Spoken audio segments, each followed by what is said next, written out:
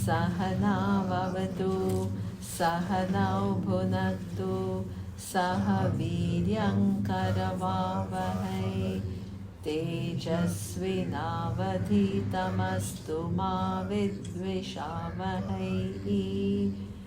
Om Shanti Shanti Shanti.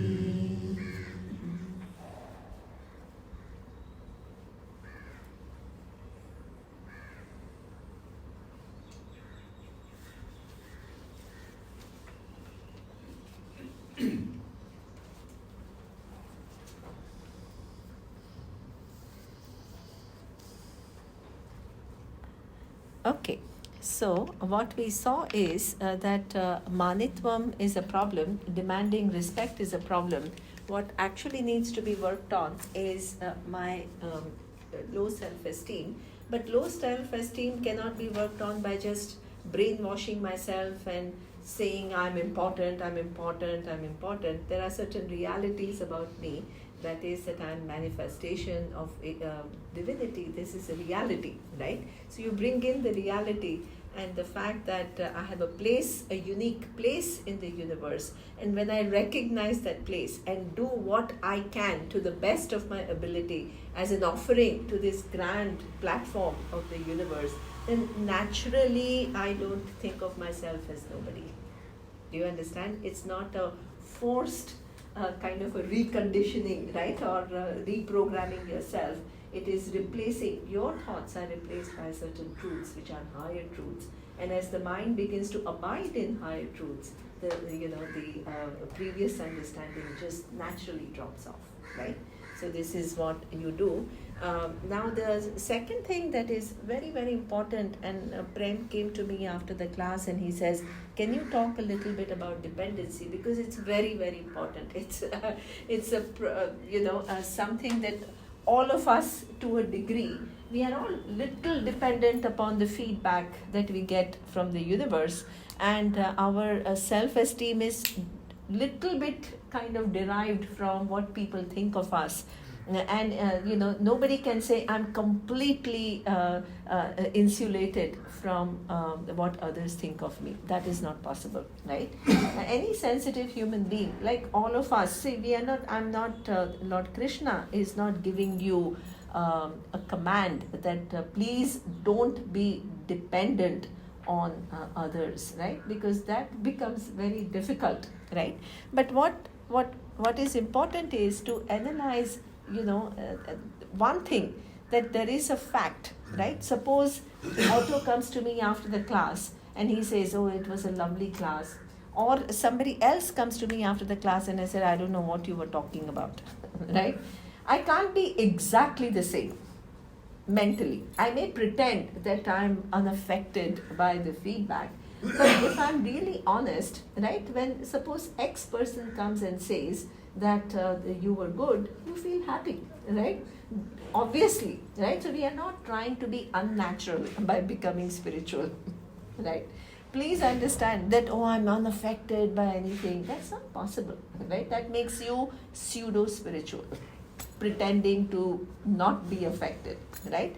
And somebody says that, oh yeah, this I didn't quite understand, or, I don't agree with you, and then it's okay. I mean, you can accept it, but it is not the same, right? But when we talk about dependency, what we are talking about is, suppose I get, right, somebody says that I don't know what you're talking about. If you enter in self-doubt about yourself, I'm not good enough. You understand? So, next time I want so much for that person to like me that whatever that person says, I will agree. So what does it mean? My integrity has shifted. Do you understand? My integrity has shifted from just being true to the subject matter to pleasing somebody else. That is a problem. That you feel happy when somebody praises you, and when you feel a little sad, right, when somebody rejects you. It's okay, it's normal. But how much are you able to handle it without losing confidence in yourself? and without losing your integrity. That is something which is of critical importance. If you can stand on the ground and you can say, yeah, everybody may not agree with me, so what? And everybody has, all of us, see, one thing is very important. When you went to math class, when you went to science class, when you went to history class, you had no prior knowledge. So whatever the teacher was saying, you were absorbing. But when you come to Vedanta class, right, we are talking about three things. We are talking about you. You have thousands of opinions, pre-opinions about who you are. You have thousands of pre-opinions about what is the cause of the universe. And you have so many opinions about the nature of the world, whether it is ugly, whether it is random, it is unfair, or it is divine, whatever it is. But you have hundreds of opinions. And each one of you have different opinions. And the teacher has to take you all along and guide you in your thinking to make you see what Vedanta wants to make you see. Do you understand the difficulty? Oh, yeah. It's not easy. And to hold your ground and not be shaken. Is there space for a question? Sorry? Can I make a question? You have a question? Yes. Yes. Okay. Well, self-esteem has been a struggle all my life. Yes. And I have found a lot of fulfillment in working. So I worked as a hypnotherapist, I worked as a reincarnation therapist, and at a certain point I got exhausted by the emotional problems of people. And slowly, some other jobs showed up, very technical, rich operating, ships operating. Can you speak a little louder? Yeah. Because I can't hear. What I'm facing now, Yes. I've been looking forward to my pension all my life. Yes. And now that I have my pension, I feel restless. You see. I'm not happy. Yeah? I really feel, but does my self-esteem depend on what I'm doing? No, but This is what I'm facing also.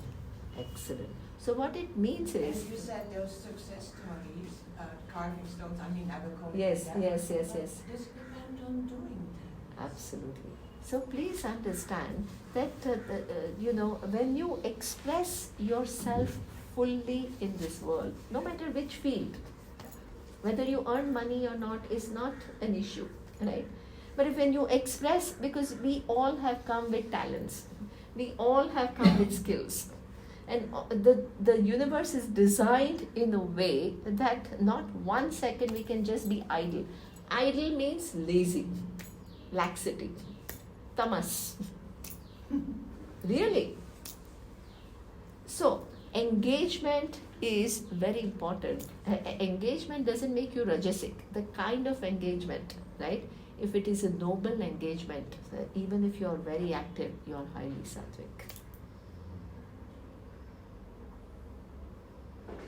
So my teacher, this is something we have to all be very careful about our opinions, right? Somebody told me, I don't know how, they came to my class and they said, your teacher was the Rajasic. I said, why are you saying he was Rajasic?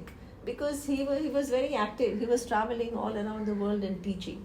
I said, that doesn't make him Rajasic. Do you understand? He is imparting truth. He is contributing to people's life and he's working tirelessly towards that. That is the most sattvic thing you can do in this world.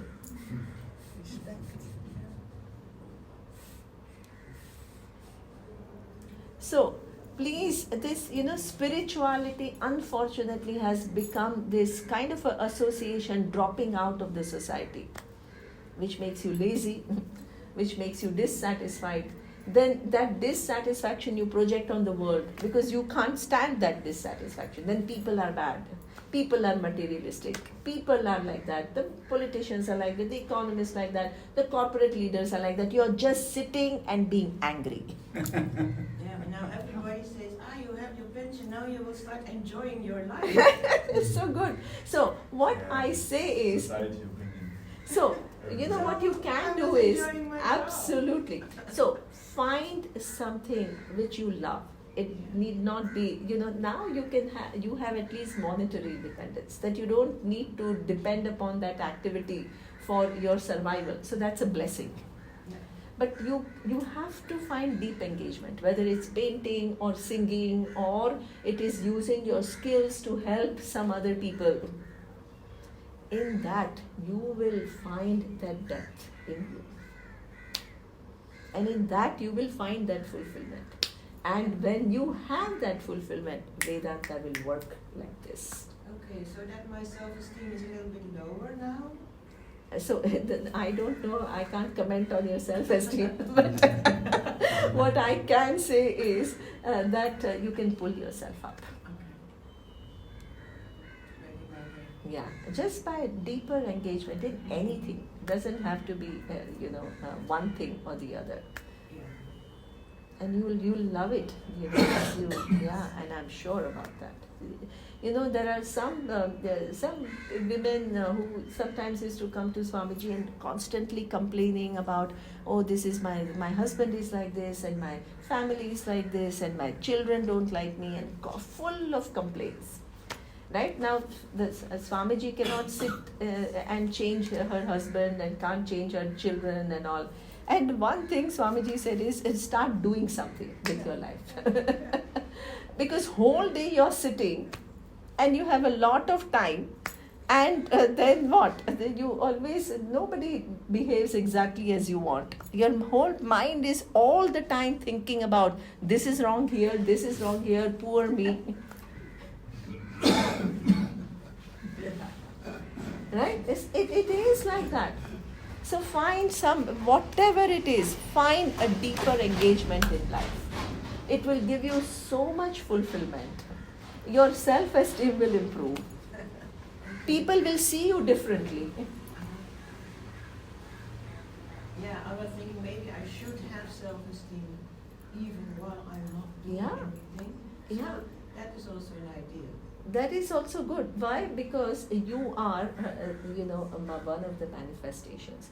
But not doing anything is a waste unless you can't do anything. Like at some age, suppose you are unable to.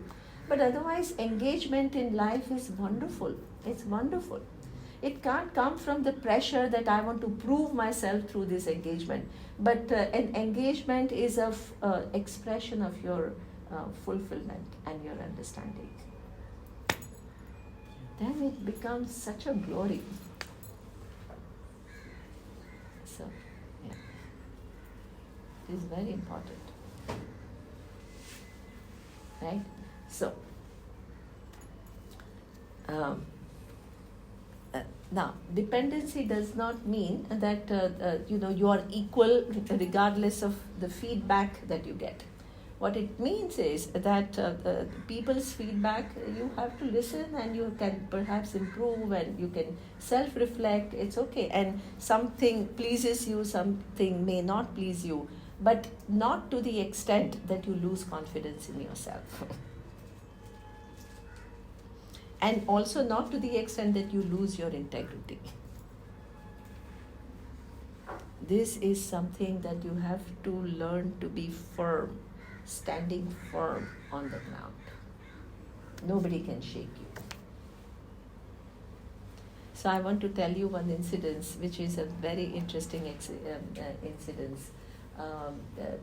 There's somebody, my Swamiji was a little humorous, right? So sometimes he would make a little jokes, and somebody got up one day and said, Swamiji, you're just looking down on everybody else. That's a joke. Right? So, and in front of everybody, right? So it is like quite something, right? Now it is a little shaking, right? It's not like, and Swamiji said, what was his answer to that? He says, you know what? I'm not, why should I look down on anybody or anything? But I want you to be a discerning human being. So I have a job as a teacher to make you see clarity. There is a chant that you all do, right? Asatoma Sadgamaya. I saw it on the first day. What is this chant? Asatoma Sadgamaya. Asat is plural. And what does it mean? From untruths, Sadgamaya. You take me to truth. And what does that mean? Your mind has to be discerning. What is the job of a teacher? To make you see what is untruth and what is truth. And actually guide you from untruths are many, truth is one.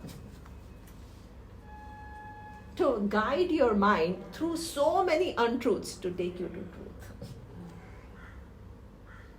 So that necessarily involves rejecting false ideas. That is job of a teacher. You can't avoid it.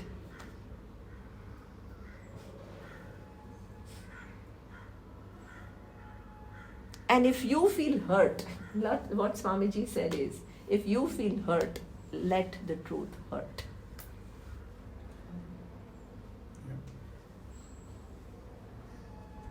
Let the truth hurt, because if you can't take it, it's not my problem.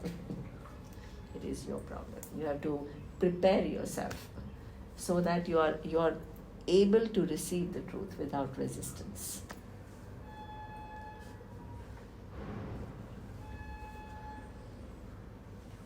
Non-dependency.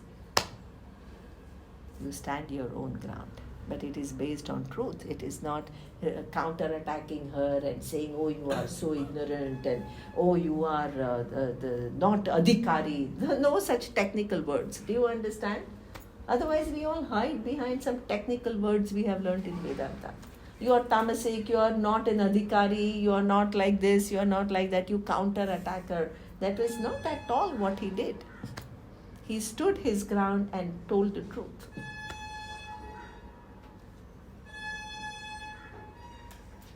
So this is something that is what is meant by non-dependency. Non-dependency means people's feedbacks.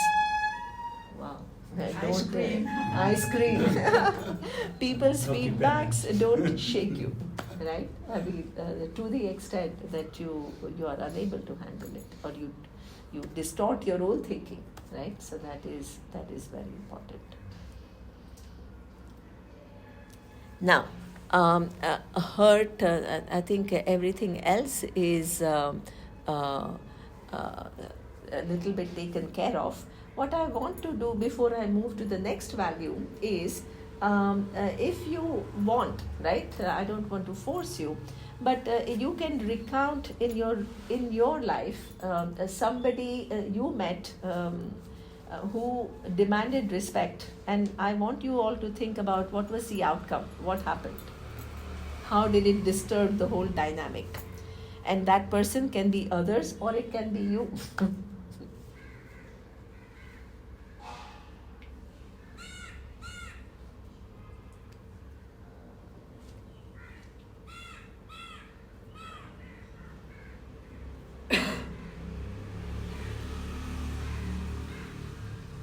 Any thoughts on? I'm sure you must have met somebody who demanded respect. See, otherwise what happens is all this becomes textbook knowledge. When you begin to apply in life and you begin to see what Gita is saying is about life. It's not about some theory. It's not about some intellectual. This is not intellectual knowledge. This is understanding people, their behaviors, the impact of those behaviors, and how it can be undone. You have to make Vedanta real for you. Actually, I have another example. Okay. A little while ago, I had a boyfriend who is a very funny guy. But anyway, he told me that my English is really poor. I don't know how I can live in a really nice place, and something like that. And then he was actually my coworker, and I was a senior level than him. And then I was just thinking, I was very confused in the beginning because, okay, my English indeed, is not perfect, but I do work well, very well, and no problem with the friends and working. I analyze what actually is the truth, what he was saying. So I analyze everything, but I don't see much what he acted and what I say prove that what he's telling that is true. And that confused me quite a bit over a year. And then analyze it again and again. I don't find any truth on it. However, someone he repeatedly saying these things to me, and then my brain started to believe there might be truth because I do have, my English is not my first language, my second language, and yes, I'm very good at computer language, but I'm not good at communication language because I don't really communicate with people. I'm more like a learning computer word first. So indeed, I have a little problem reading novels and computer books, but I just don't see much. But I noticed that my brain kind of brainwashed by, his what he's saying that I'm not good enough.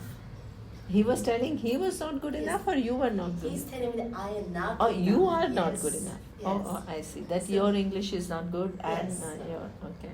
So, but the thing is that after a year I heard, and I begin to believe that, perhaps what he was saying might be truth.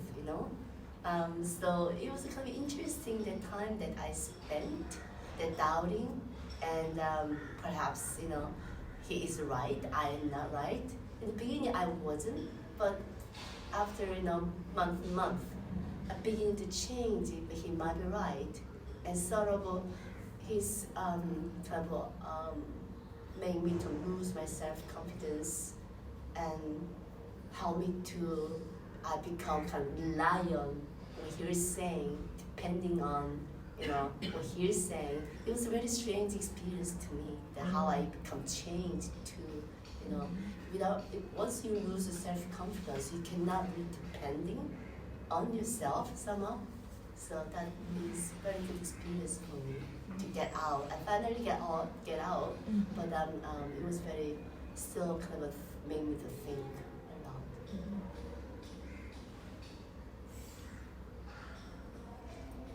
Yeah, interesting. See, sometimes this needing of respect, sometimes it's very overt, you want to be recognized. Sometimes it's subtle, you want to be recognized as very intelligent, right? As somebody who's distinguished.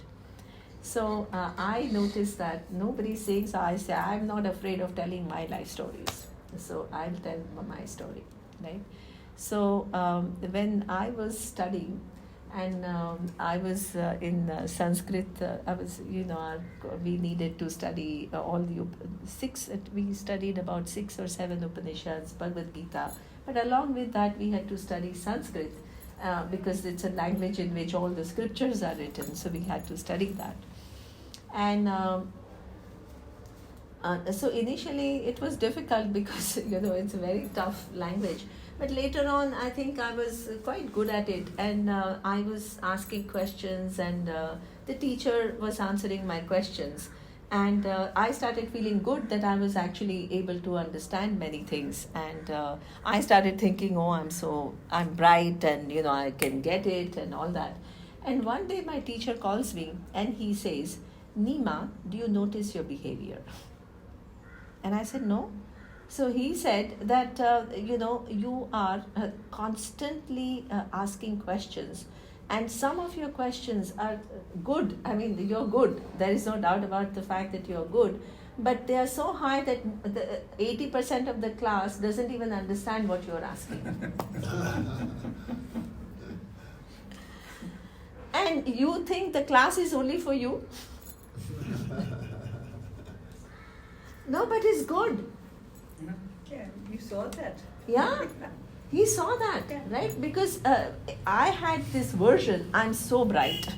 I'm able to get it, and I'm able to ask really intelligent questions. But then it made me ask myself, where is his whole need coming? Of course I had questions, but along with it, I had perhaps had a need to stand out, to shine, to show off.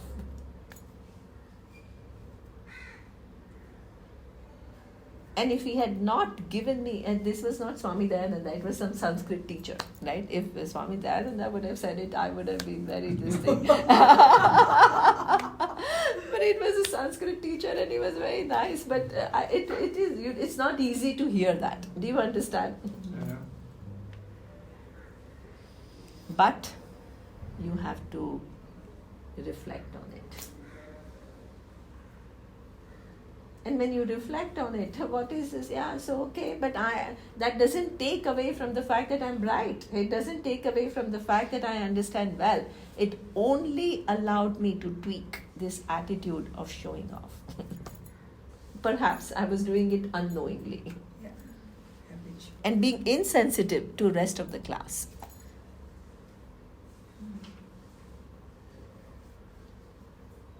So, these are so this respect is a very subtle thing. It's not like I was asking, oh, respect me, not at all. But it comes out in your behavior, overpowering behaviors.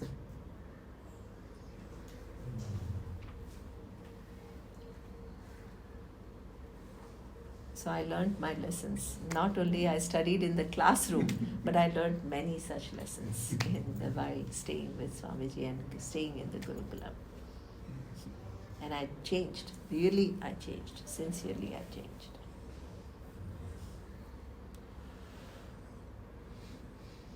So, yeah. So, let's move to the next value. We can move to the... Is this sufficient for you? Yeah? Okay. Yeah. Let's move to the next value. And the next value is adambitvam, which is kind of similar to amanitvam. There is a slight change.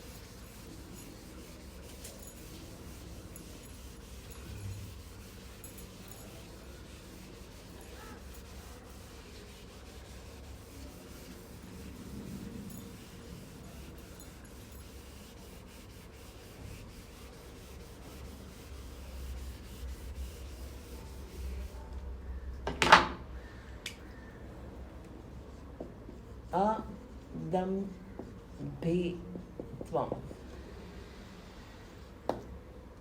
Now, the first one was mani. The word was mani. Here it is dambhi.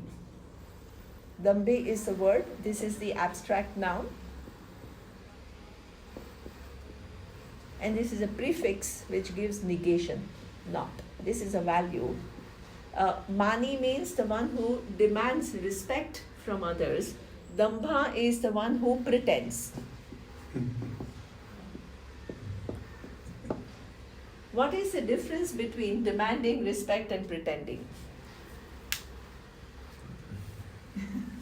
It's more Tricky subtle. way. Pretending is more subtle. Pretending is more subtle? Or Yeah, because you also want respect, but you do it in a more subtle way. Oh, really? Mhm. Oh, Yeah. no, at least in the value it is slightly different. But it is a subtle way to get respect, and Yeah. it's a false way. False. That is the distinguishing factor. Manitvam can be, I'm good and I want to be recognized. I'm really, suppose X person is good and he wants to be recognized, how successful I am, how brilliant I am, how whatever I am. Pretend is what you are not and you're showing to the world that I'm that. So there is a one more degree of distortion involved in pretense. Right? So, what it means is that the achievements, the other one is asking for respect for achievements which are his real achievements. The Dambhi is the one who's asking for respect for something that he has not achieved, right? So, it's a pretending to have achieved this. So, in how many, so again, why does it make us to pretend, right? It's one more degree of distortion. So what does it do? Again, the same thing, right? Low self-esteem, where you project yourself more than what you are in order to get the respect from people. But there is a certain falsity involved. There is a certain, exaggeration or falsity involved. So, in fact, what first I want to show you that in so many different ways, so many people do it, right? So suppose there was, I think I told you the story that the first level of story is that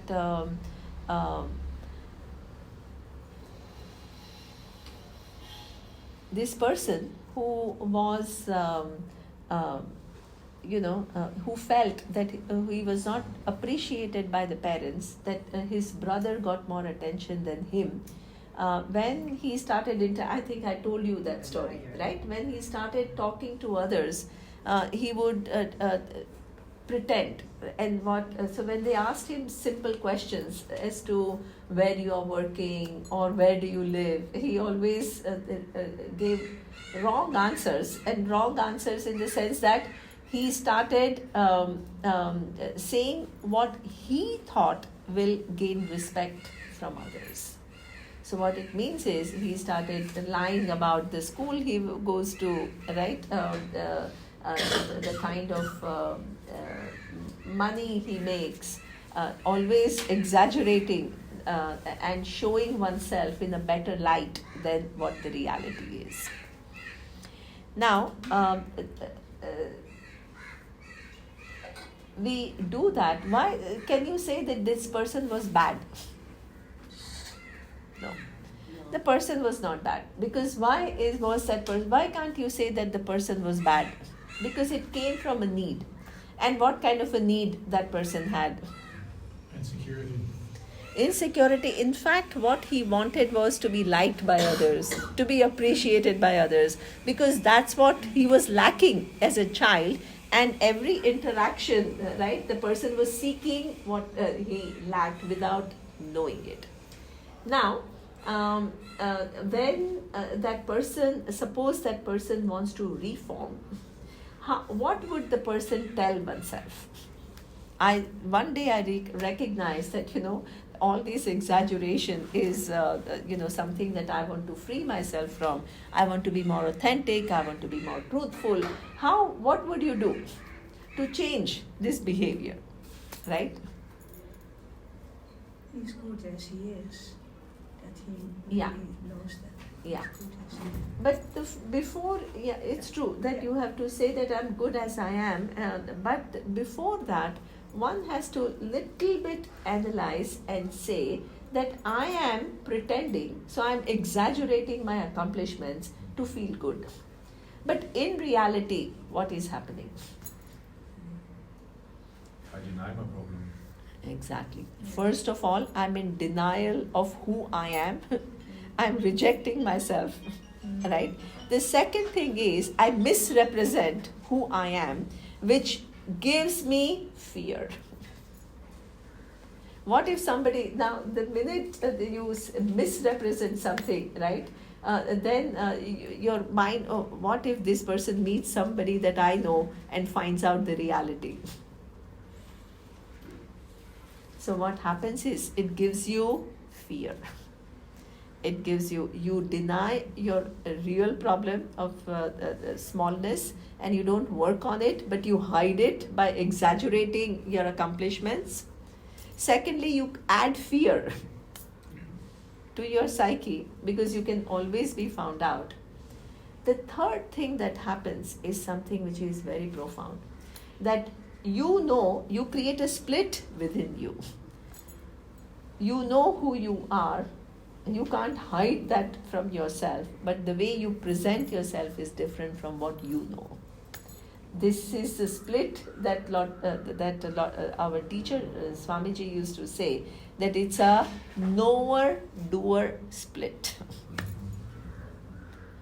I know what is my reality, but what I do is quite different. I don't honor that reality. And that knower-doer split creates conflict, agitation in you. And a mind which is agitated, which is in conflict, can never be at ease.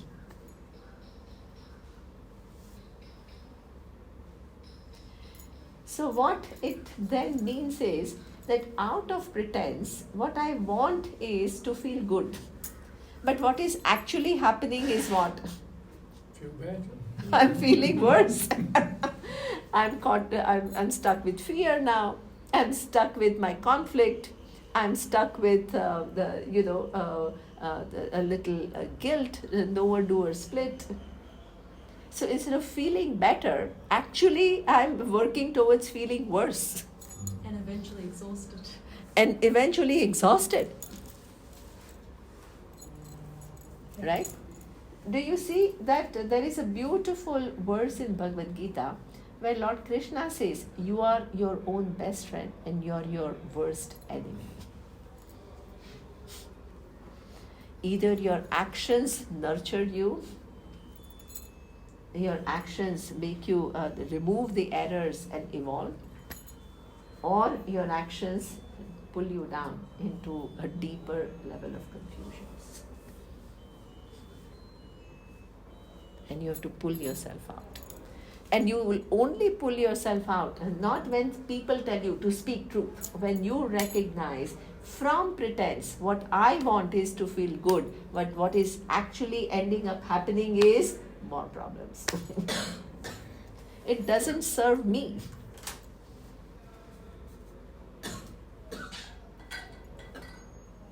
Would you say exaggeration falls into this, or is that a separate? Because exaggeration can be seen, you're taking yourself beyond what it is, but it's... Yeah, good. That's an interesting, yeah, right? I mean, you yourself can project yourself in a little exaggerated manner which will push you towards achieving it. So I think, are you talking about something like that? Little exaggeration to actually strive harder? Yeah, people often exaggerate from the real truth. They say slightly more and it's Slightly more, yeah. Must be, Yeah, exactly. I think it's almost like a common pattern, right? Suppose somebody asks you who you are, and you have had so many experiences, you only give selected information about yourself, and mostly all the good things, right? Yeah. So in some ways it also tantamounts to little exaggeration, because you're not telling everything exactly as it is. And somebody asked me this question, and they said, I don't know how in Netherlands do you write to go to university. Do you have to write an essay about you, who you are, and your aspirations in life? And do you have to write like that? No.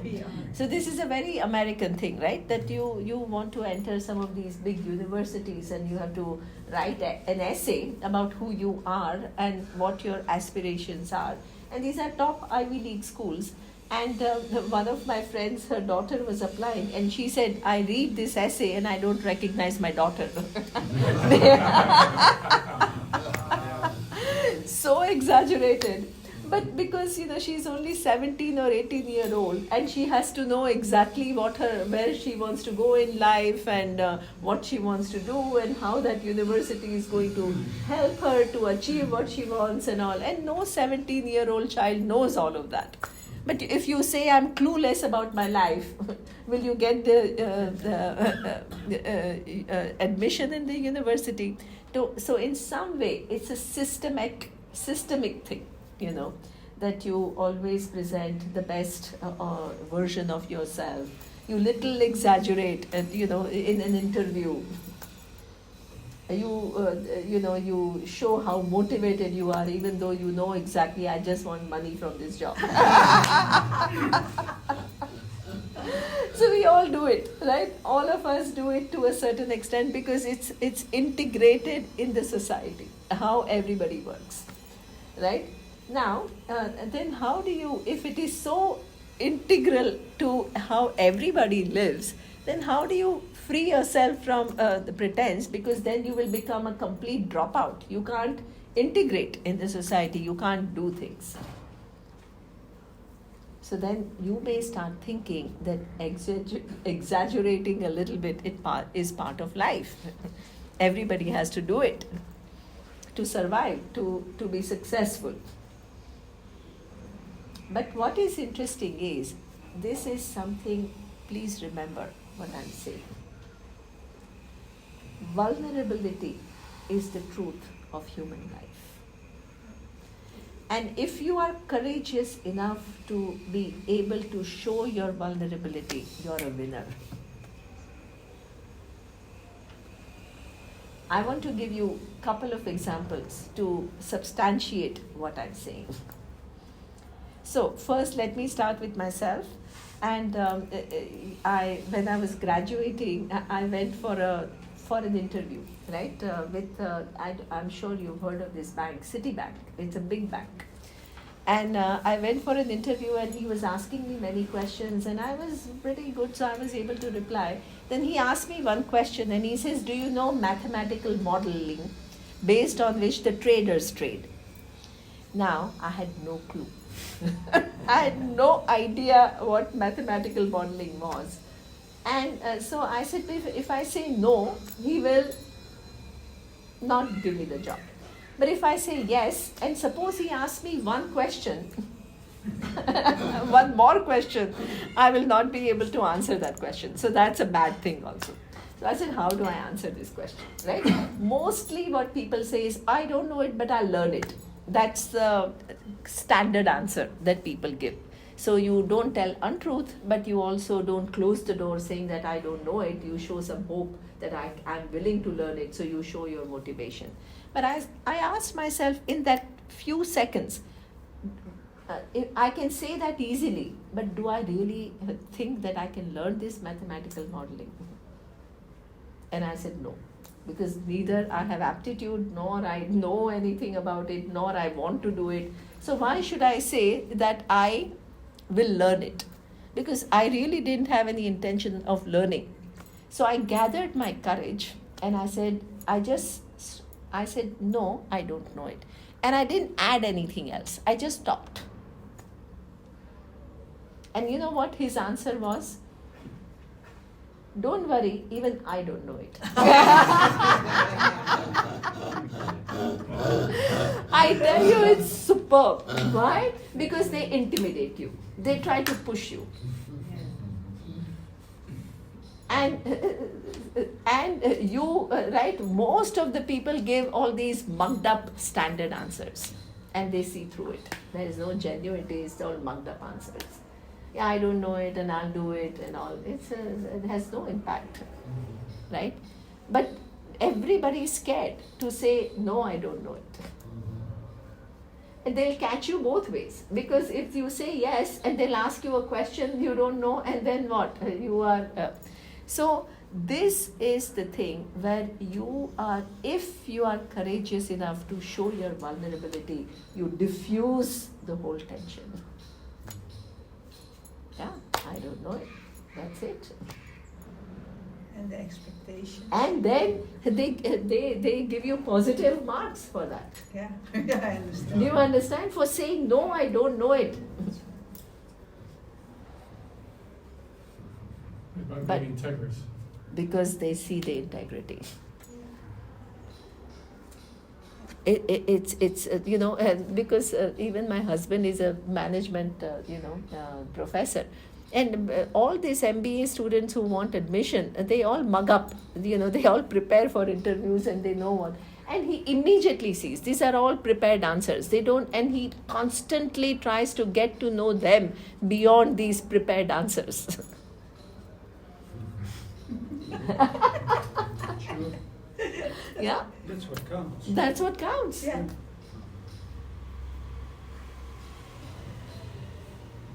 So this is why vulnerability is not a bad thing.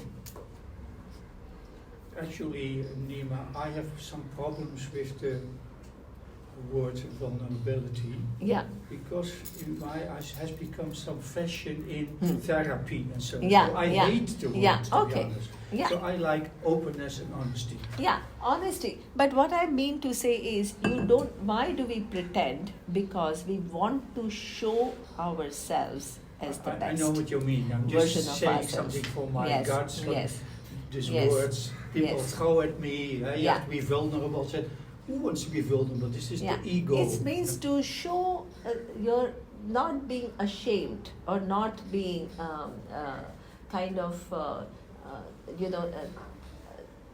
not try to even either to yourself or to the world, deny your limitations. Yeah, Stay I know with what your you mean. truth. Yeah, I just yeah, uh, yeah. ranting And against I think, the words. yeah. So it's okay.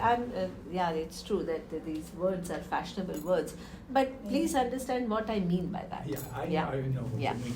Now, there was another, a very nice, somebody had written a book, and the author, wrote on in the book itself. It was a book on communication, and she also gave an example. So she wrote a book which was a bestseller. So she was getting invited to many huge forums to give a talk. Now, she was not good at public speaking, but that nobody knew. She was a good writer, but she didn't know how to, she was a little intimidated by public speaking. So generally what happens is you try to hide it a little bit, right? That you have fear of public speaking. So, but how do you counter the fact that you have fear in public speaking? So she used to prepare PowerPoint presentations, and PowerPoint presentations have all the points, so you can just safely follow it, and everything goes well, and nobody knows that you have a fright. So that's how she was doing. This is written in the book. She's talking about herself.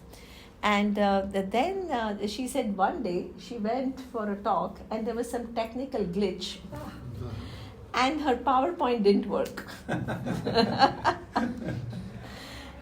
Now, there is a huge audience in front of you and you are standing on the stage. What are you going to do? Yeah, improvise. Now, the first thing is you pretend that you are confident and deliver something.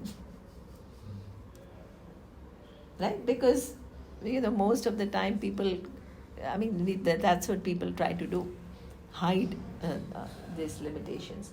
But she decided to do something different. And she decided to talk about this fact that, she has stage fright. Yeah, fantastic. And then she said that, and that's why I prepared PowerPoint. Now, today there is no PowerPoint and I'm frightened. Yeah. And when she said that, she said the whole audience, what do you think was the response of the audience? Empathy. Empathy. Compassion. Compassion. Because everybody understands what it is to be standing in front of the stage and facing the audience. And she said, right, that she saw the change in audience's response when she came out with this reality. And they were much more empathetic and they were much more actually willing to listen to her. And after the talk was over, many people came to her and said that, the fact that you said this, your words meant so much more to us. Otherwise, we would have just listened to you like we listen to everybody else. Did she stop using PowerPoint after that? Sorry? Did she And stop then, using yeah, PowerPoint? because right? Because that's how it is. We are constantly, this is what we say, that the more we come out with our limitations, the more we lose fear. More we lose the pressure of wanting to pretend or wanting to show ourselves in the best light. These are all our pressures.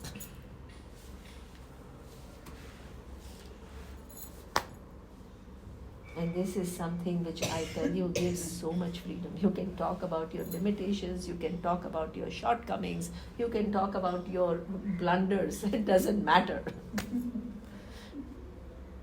Because why? Everybody else's life also has everything. Finally, they find somebody who is able to, at ease, talking about it all.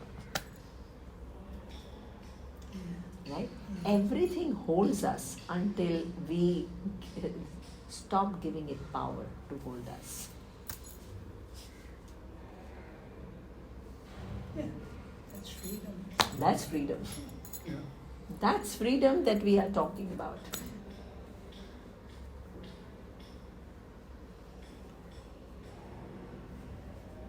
So, pretense is something which is common, right?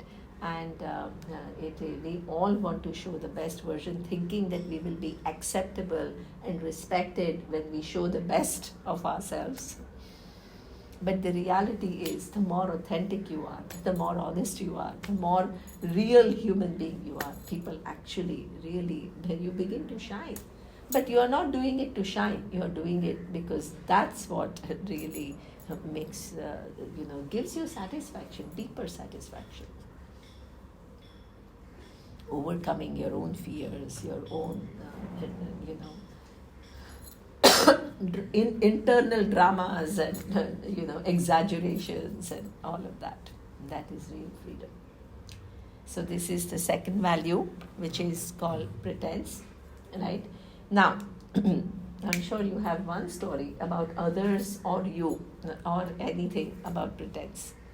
Let's relate it to life, because otherwise I'm only going on talking. We have 2 more minutes. I have only 2 more minutes? Okay, good. So then,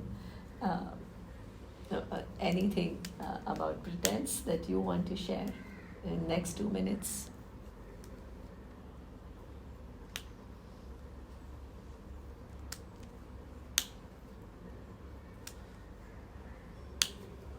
Yeah.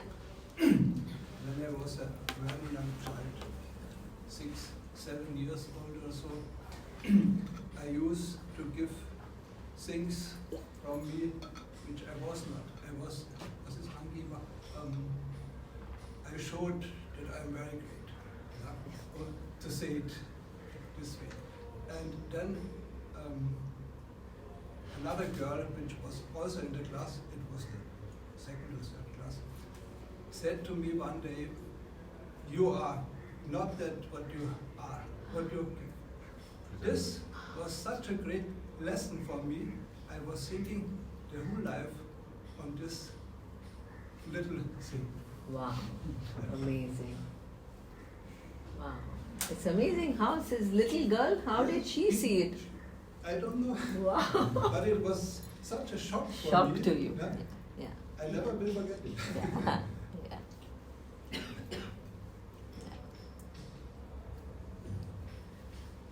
Right, and sometimes, see, even spiritual world has a lot of this pretense, that you become larger than life. Then you become somebody very big, and people, a lot of it is actually dependent upon you. You give one person exaggerated importance, and that person perpetuates that.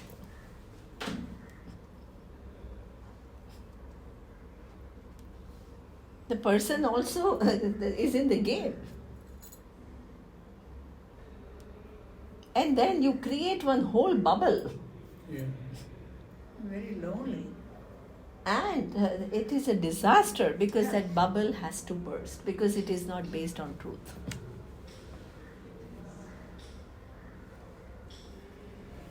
This is why my first class, you can't outsmart Ishvara.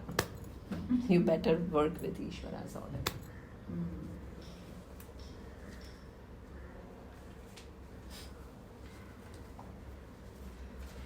So this there is a certain amount of pretense. Anybody who is presenting oneself, even at spiritual level, superior, there is a problem there.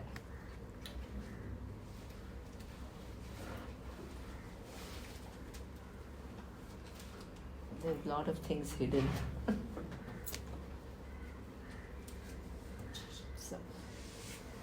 So please don't think that only normal human beings have pretense. Pretense is rampant. Om Purnamada Purnamidam Purnat Purnamudachyate Purnasya Purnamadaya Purnamevavashishyate. Om Shanti Shanti Shanti. Om Shri Gurubhyo Namaha.